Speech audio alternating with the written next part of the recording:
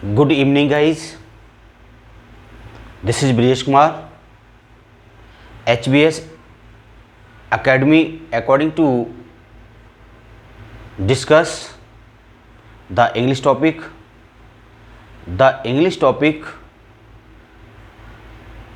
it is very important, like a SSC, CPO, CDS, NDA and other competition,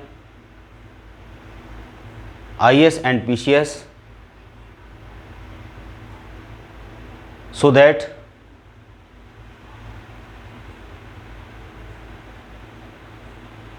I will be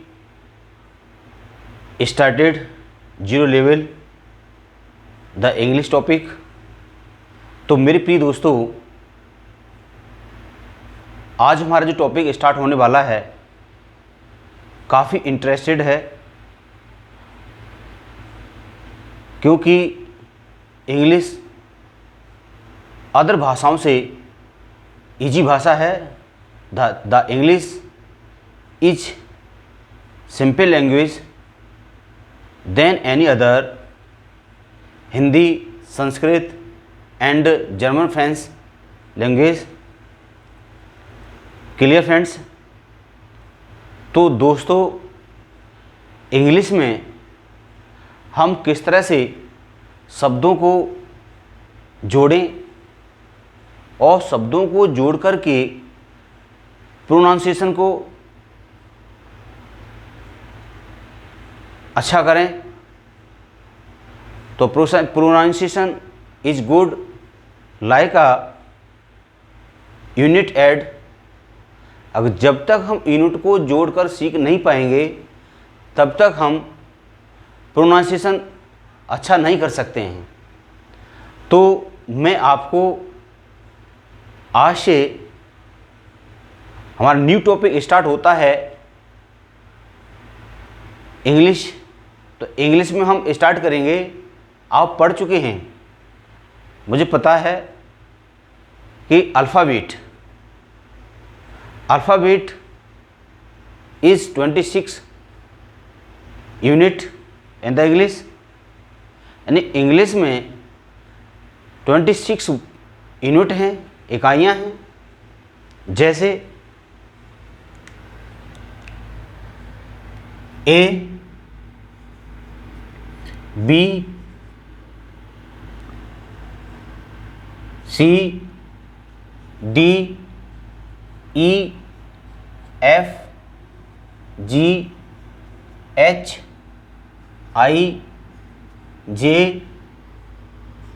K, L, M, N, O, P, Q, R, S, T, U, V, W, X, Y and then Z. Clear दोस्तों? तो these are 26 unit in the English. ये 26 जो word हैं English की क्या है, ये unit हैं, इकाइयाँ हैं. इन इकाइयों को जोड़ करके एक न्यू वर्ड बनाते हैं. तो new word is make unit consonant word and vowels word. अगर कंसोनेंट वर्ड और वोवेल्स वर्ड को जोड़ दिया जाए तो एक नए शब्द का निर्माण हो जाता है. जिस तरह से आप बोलते हैं कमल, शरद, क्लियर दोस्तों, रमन, शमन. तो इन यूनिटों में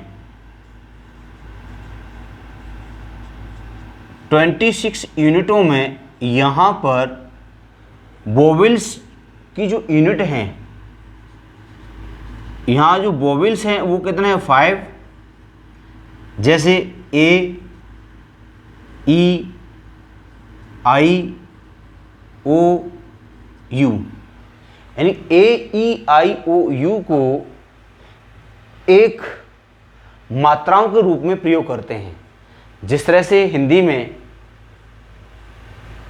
जिस तरह से छोटी की मात्रा आ की मात्रा, बड़ी की मात्रा, छोटू की मात्रा, बड़ी ऊ की मात्रा, छोटी ए की, बड़ी ऐ की मात्रा, छोटे औ की मात्रा, छोटे ओ की और औ की मात्रा, छोटी अंग और बड़ी अंग की मात्रा, रिर वाला, ये सारी मात्राओं को यूज कंसोनेंट के साथ करते हैं तो एक नया शब्द बन के तैयार होता है। क्लियर दोस्तों? तो जिस तरह से यहाँ पर आपके 20 वर्ड जो हैं आपके कौन से हैं? कॉन्सोनेंट हैं। ये कॉन्सोनेंट वर्ड्स हैं और कॉन्सोनेंट वर्ड के साथ ही हम वोवेल्स को जोड़ करके एक नए वर्ड का निर्माण करते हैं। क्लियर? तो दोस्तों जिस तरह से एक शब्द है कमल, कमल, तो अगर हिंदी में देखा जाए तो हिंदी में ये शब्द कमल,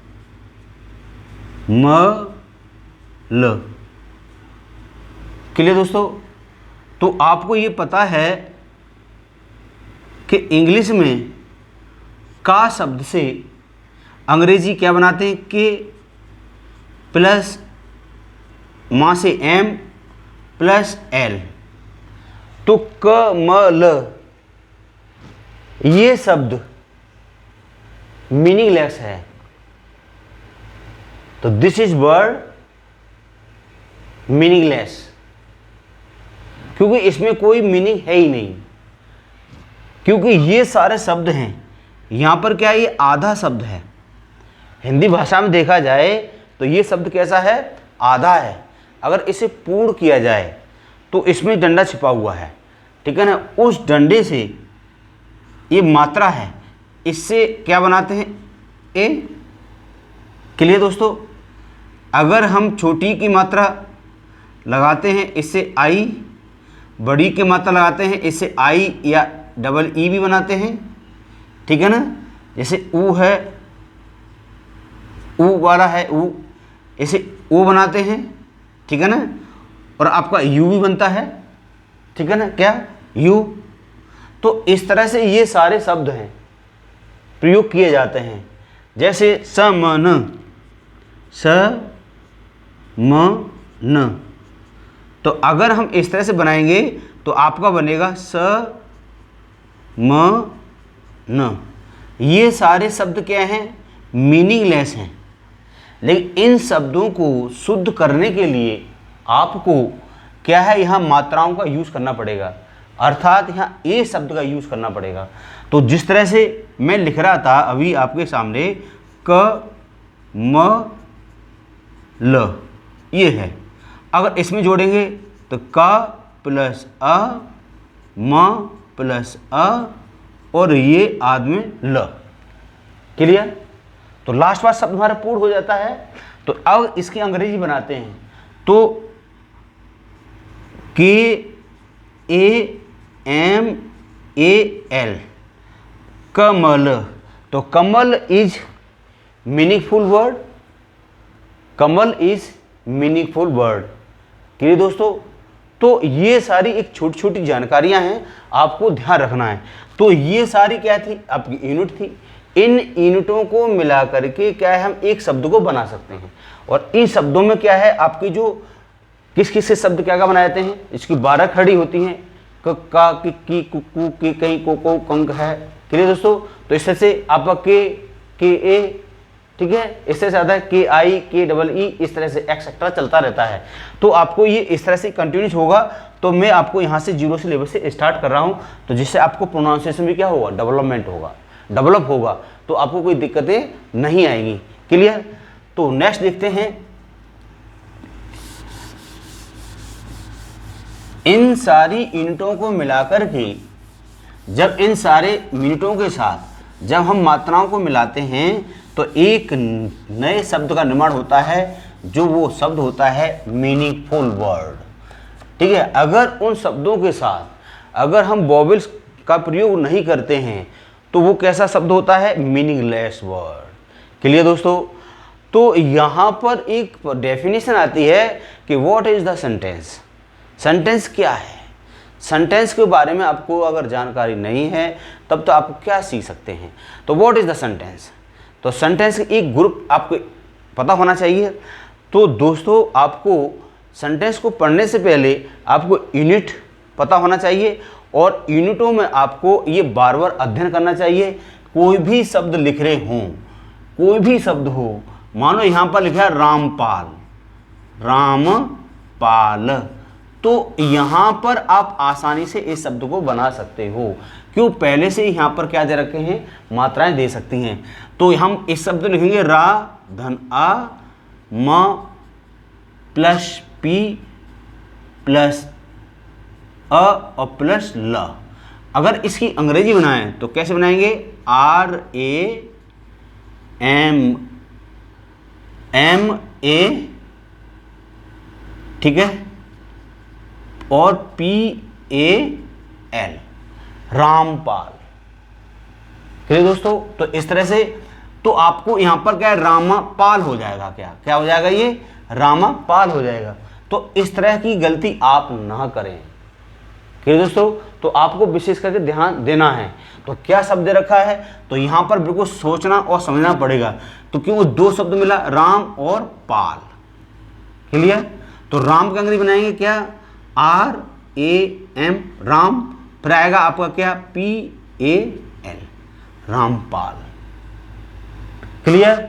तो इस तरह से ये सारे शब्द हैं, तो आपको विशेष करके ध्यान देना है। अगर इस तरह से किसी का शब्द है, यहां पर लिखा है आपका सुरेश, सुरेश, तो सु, तो सा पर किसी मात्रा है, ऊ की, ठीक है ना। तो कैसे बनाएंगे? एस प्लस यहाँ पर यू प्लस आर, फिर इससे क्या बनाएंगे, ई और एस एच। तो this is word is meaningful. अगर इसमें लगा रहे थे तो दिस इज वर्ड, ये वाला meaningless, but this is word meaningful word. तो इस तरह से आप भी इस चीज को ध्यान रखें, अदरवाइज ये गलतियां होती हैं। ठीक है ना। जिस तरह से आप किसी का नाम लिखते हैं या आगे आप कोई बुक्स पढ़ते हैं तो ये छोटी छोटी आपकी गलतियां होती हैं और हमारे बचपन में ये गलतियों को सुधारा नहीं जाता है, तो ये कंटिन्यू गलतियां चलती रहती हैं। तो आगे आने वाले समय में और ये काफ़ी एक मील का पत्थर साबित होने लगता है। अब पढ़ाई लोगों को डिस्टर्ब होती है, ठीक है ना।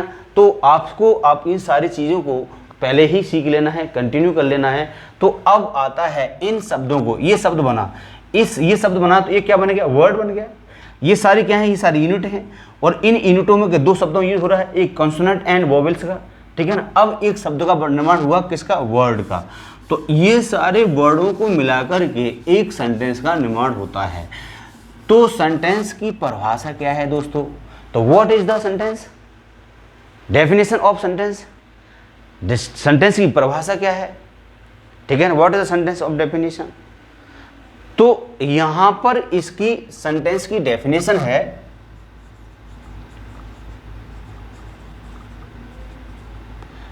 डेफिनेशन सेंटेंस की, तो a group of which, a group of which, तो एक समूह है, ठीक है ना, एक समूह है जो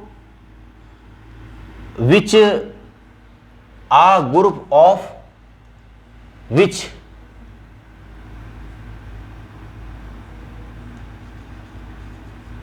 make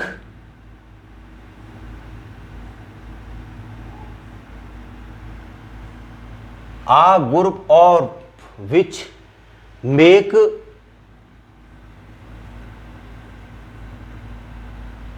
तो आपको इस तरह से एक ग्रुप, एक समूह के बारे में सोचना है और एक ग्रुप बनाना है, उसमें क्या हो, मीनिंग हो, क्या हो उसमें मीनिंग हो, ठीक है ना। उस शब्द में क्या हो, आपका मीनिंग हो, तभी उस शब्द के बारे में आप सोच सकते हैं और बता सकते हैं, ठीक है ना। तो a group of which make, clear दोस्तों। तो ये सेंटेंस ऑफ सेंस, जो ये सेंटेंस हो रहा है, तो a group of which make complete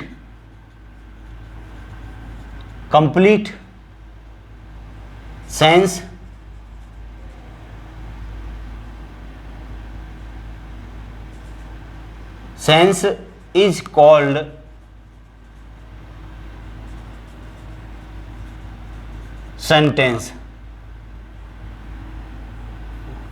is called sentence, clear दोस्तों? तो a group of which make complete sense, जिसका अर्थ हो, मीनिंग हो, इज कॉल्ड ऑफ सेंटेंस, उसे क्या कहते हैं? सेंटेंस के नाम से जाना जाता है। क्लियर? तो अब आप समझ सकते हैं, तो यहां पर ये हमारे सेंटेंस हैं। जिस तरह से कोई सेंटेंस हो सकता है, जैसे यहां लिखा है वाक्य, this is a good boy, this is a good boy. तो दिस क्या है, इज क्या है, आ क्या है, गुड क्या है, एंड बॉय क्या है। तो लास्ट में जो यूज हो रहा है, तो it is called off the punctuation. This demonstrative adjective एक यूनिट है, और ये 4 यूनिट से मिलकर बना है। क्लियर दोस्तों? दिस, तो दिस क्या है? Demonstrative adjective, verb be, article, adjective and noun. इन सारे शब्दों से मिलकर के एक नए सेंटेंस का निर्माण होता है। क्लियर? तो this is a good boy, यह एक अच्छा बच्चा है। क्लियर? अगर इस तरह से दे रखा हो कि Ram is going to market today, Ram, तो राम क्या है? तो अगर आपने सब्जेक्ट एंड प्रेडिकेटों का स्टडी की होगी, तो आपको पता होगा ये क्या है? सब्जेक्ट है, और ये टोटल क्या है? प्रेडिकेट है। ये क्या है? सब्जेक्ट है, और ये टोटल क्या है? प्रेडिकेट है। क्लियर दोस्तों? इसके बारे में हम आगे अध्ययन करेंगे कैसे क्या है। तो Ram is going to market today, तो राम सब्जेक्ट है, इज हेल्पिंग वर्ब है, गोइंग वर्ब है, और वर्ब में कौन सी? जीरंट का प्रयोग हो रहा है। क्लियर? टू प्रीपोजिशन है, मार्केट कंप्लीमेंट, यानी कि आपको ऑब्जेक्ट दे रखा है, और टुडे क्या है? कंप्लीट वर्ड में आता है, कंप्लीमेंट में। तो इस तरह से लास्ट में क्या है? ये पंक्चुएशन है। तो इस तरह से एक सेंटेंस का निर्माण होता है। क्लियर दोस्तों? अब बात ये आती है कि सेंटेंस कितने प्रकार के होते हैं। What is the type of sentence? तो सेंटेंस कितने प्रकार के होते हैं? तो सेंटेंस वो हैं आपके 4 प्रकार के होते हैं। तो सेंटेंस इज 4 टाइप्स। क्लियर? तो सेंटेंस 4 टाइप होते हैं, जिस तरह से like assertive, interrogative, imperative and exclamatory. Clear दोस्तों? तो now here are 4 types of sentence: assertive sentence, interrogative sentence, imperative sentence and exclamatory sentence. Now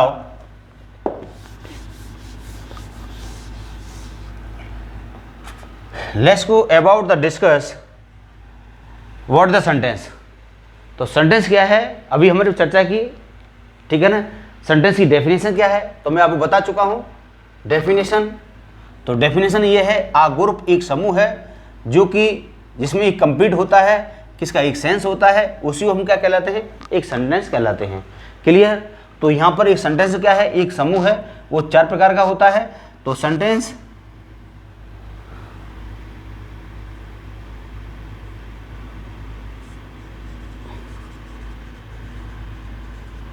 the sentence are 4 type. Sentence 4 प्रकार के होते हैं। क्लियर दोस्तों? तो जिस तरह से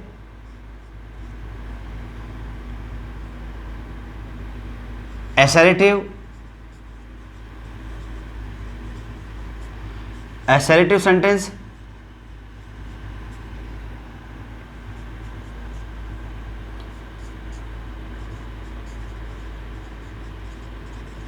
इंट्रोगेटिव सेंटेंस,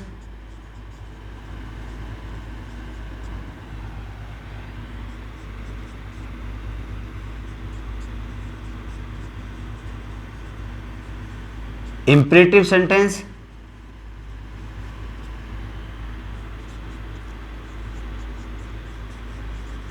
एक्सक्लेमेटरी सेंटेंस। तो सेंटेंस आर 4 टाइप्स। तो असर्टिव साधारण वाक्य होता है, इंट्रोगेटिव आपका प्रश्नवाचक सेंटेंस होते हैं, इंपरेटिव आज्ञासूचक वाक्य होता है, और एक्सक्लेमेटरी विस्मयबोधक वाक्य होते हैं। क्लियर दोस्तों? तो इस तरह से हम देख सकते हैं assertive sentence, this is an apple. Clear? यहां पर होगा हाउ आर यू।